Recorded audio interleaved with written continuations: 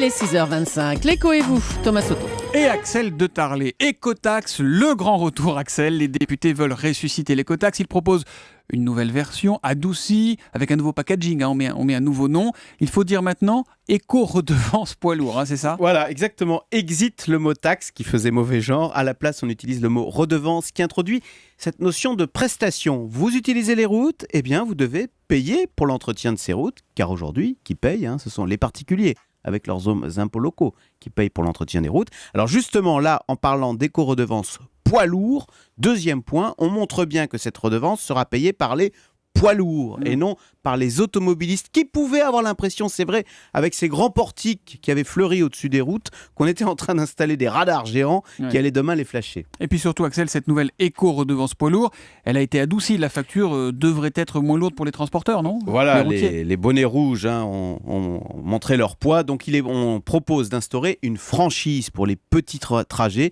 Donc les camionneurs auront le droit de rouler 400 km par mois sans rien payer. Ça n'est qu'après. Les trajets de proximité, j'imagine. Voilà. Et puis, il y a un deuxième aménagement.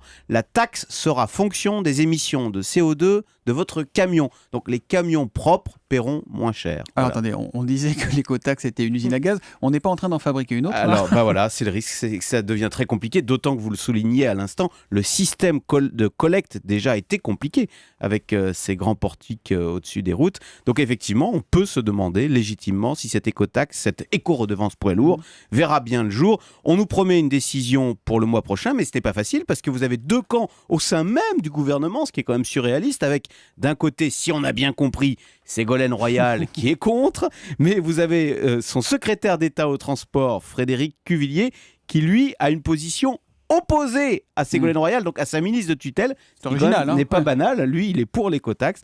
Et franchement, c'est quand même cette affaire a désespéré du monde politique parce qu'à la base, il faut savoir que cette mesure faisait consensus droite-gauche. C'était le Grenelle de l'environnement. Et finalement, c'est cette idée simple du pollueur-payeur qui consiste à dire ceux qui utilisent les routes doivent payer pour leur entretien, notamment les camions étrangers qui usent et abusent de nos routes sans jamais rien payer. C'est comme ça que ça se passe chez nos voisins étrangers. Il y a des écotaxes. C'est comme ça que ça se passe pour les autres modes de transport. Le train paye pour les rails, les avions paye pour les aéroports. Donc voilà que cette mesure de bon sens s'est totalement enlisée dans les méandres de la politique française.